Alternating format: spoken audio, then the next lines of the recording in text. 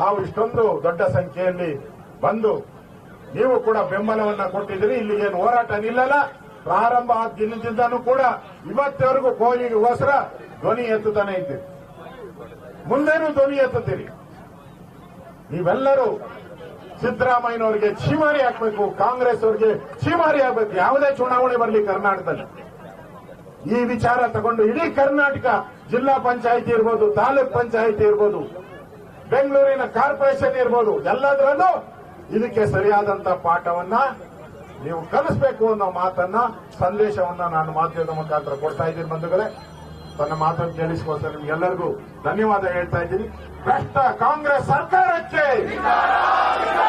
ಕನ್ನಡಿಗರಿಗೆ ದ್ರೋಹ ಬರೀತಾರ ಸರ್ಕಾರಕ್ಕೆ ಉಳಿಸಿ ಉಳಿಸಿ ಕೋಗಿಲು ಉಳಿಸಿ ಉಳಿಸಿ ಉಳಿಸಿ ಉಳಿಸಿ ಉಳಿಸಿ. ಧನ್ಯವಾದ.